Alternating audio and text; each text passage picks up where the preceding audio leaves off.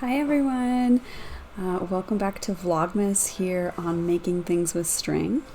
My name is Kate, my pronouns are she, her, and today is day 13 of Vlogmas. So things are looking a little bit different here, so I'll explain that.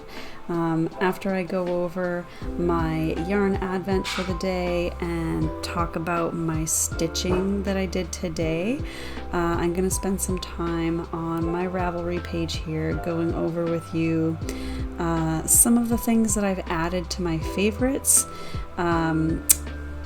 with the idea that they might be a project I could use my advent yarn for. Jill asked in the comments of my video yesterday if I had thought about that yet. And so I thought I would show you some of the options that I'm thinking of, the pros and cons to them, and maybe you can let me know in the comments which ones you like.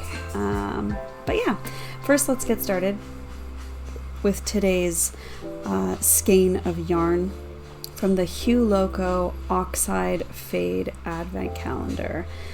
So today on day 13, we opened the color Bloomery, and as expected, based on the pattern that I was seeing in this fade, we've got another heavily variegated and speckled yarn. And yeah, this time we've got some more light colors coming back in there, with the sort of tealy bluey green that we've been seeing as well. So another beautiful skein of yarn.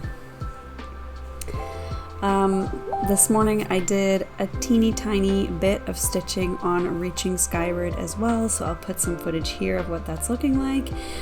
Probably looks quite similar to what it did yesterday. I just put in one strand of thread along the very bottommost border. I am now at 99.24% complete on that. Yeah, so that is going as intended as well. I'm getting very, very close to finishing that, but the plan is still to kind of not finish it until this weekend. I think the plan is on Sunday I'm going to try and do a stream where I finish that piece. I did also stitch a little bit on the Lola Crow Creepy Christmas Village ornament stitch along. I am working on the second ornament still, the Haunted Holiday House. So I've got some footage here that I can show you of where we are with that. So hopefully it looks a little bit different than yesterday. I put a bunch of sort of light blue in around the snow, kind of filling out the snow, and this is getting close to being done. There's some black that needs to be added and a few other little bits of color, but otherwise that piece is almost done. So looking pretty cool, and I'm looking forward to getting started on the third one of those ornaments soon. So that's all I've done for crafting today. I did get a couple rows in on my shawl, but you can't really tell a difference, so I'm not going to show it. But during some meetings today, I was able to knit a little bit on my châle saison. Later tonight, I'm hoping to get some progress on my Swedish weaving. So after the video is done, I'm going to sort of put a show on and do some Swedish weaving. All right, let's start talking a little bit about what's on the background here. So this is my Ravelry page. If you don't know Ravelry, it's a really great site for knitting and crochet. You can use it as kind of a social media site where you connect with people. You can create listings for your whips and such. I don't really use it for that. I mostly use it to find patterns and buy patterns, which it has a really robust system for doing that. What we're looking at here is my favorites page, and I have added some stuff here that I might be interested in using my my oxide fade yarn for. So today I added all of these Christmas tree skirt items because I was on Pinterest for another reason and saw, I think, this Trisha's tree skirt come up, and we don't have a tree skirt for our tree, so it looks a little naked under there, and I saw this and thought that it was super cute, and I thought maybe it's something that would look good with my Advent yarn. It might also be good just to get rid of some of my other scraps of yarn. So right now you may know that I'm knitting like a granny, or I'm crocheting a granny stripe blanket with all my sock yarn leftovers. So this might be something that I can start as a project after that blanket is done, if I ever work on it again. I don't think I've worked on it since I started my floss tube. So that's another goal that I've got to get to. But yeah, this is a really, really cute tree skirt. And then I had a couple other sort of, this one is very similar idea, sort of granny squares around in a circle. And I've got these other sort of crocheted versions of a tree skirt.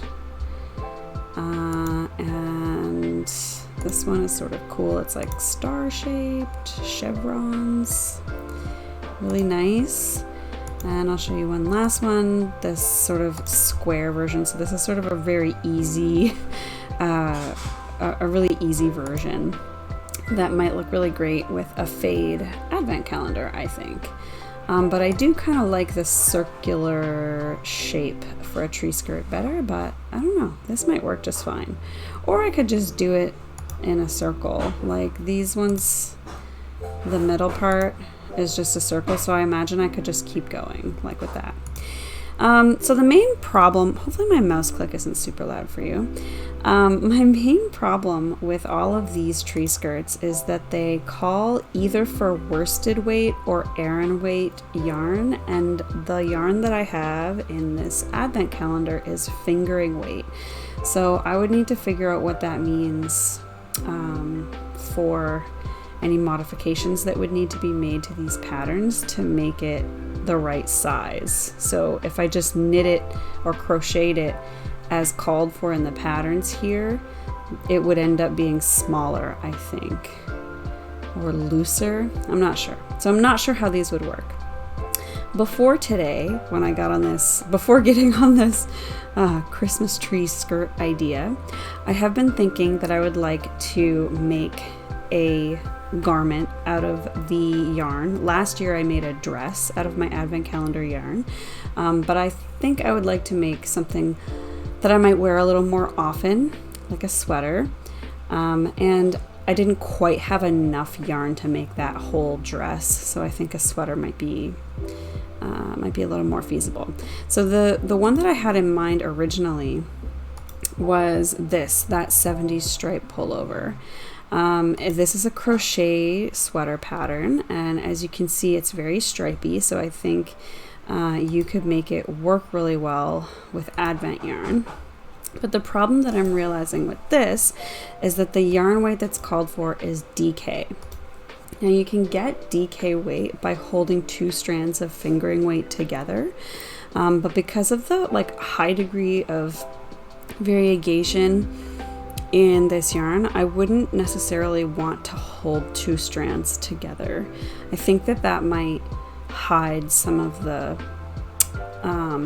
variegation, or I would rather not hold it double, because I think it will look better if I don't knit it with held double. So then the question is, can I make this sweater with fingering weight yarn instead of DK? So I was looking at other sort of stripy sweaters that are knit with fingering weight that I might be able to do instead. And here are some options that I discovered. So there's this Advent 2020 sweater by Helene's Knit House. This looks really nice. I kind of like how the sleeves are a little bit, there's a lot of room in the sleeves near the armpits. And I do have a Christmas Day skein of yarn in this that I could use to do the ribbing and the little bits, the little eyelets in between each row. So this is definitely something I think that I could do with this advent calendar. So that's an option. It calls for fingering weight yarn, which is great. I've got this sweater, the All the Time sweater by Laurel K. This looks super cute. It also looks pretty roomy in the armpits. And yeah, I just think it's a really nice looking sweater. It's very wearable, right? So that's an option. Also calls for fingering weight. I've found this little T pattern. It's the Scrappy V by Jamie Hoffman. And this as well looks like it would be really good for a advent calendar. And it's a t-shirt, so it would be a little bit faster to knit, which is always a bonus. I really like this sort of V shape here. It's really pretty. Yeah, so there's Scrappy V. This one I kind of like a lot. It's a cardigan. I haven't knit very many cardigans, but that might be a cool reason to do it. And yeah, you just knit it across like this. So hopefully you can see how that looks. So really interesting construction. It looks like it would be pretty simple to make. Yeah, I really like this cardigan. Who doesn't want a nice cardigan, you know? Here's another cardigan. This is called the Twist Cardigan by Amba O'Brien. I think this is also very cool looking, and could be a good candidate. I don't see buttons on this pattern, so it might be just meant to be sort of worn like this, open, but I think it's really pretty.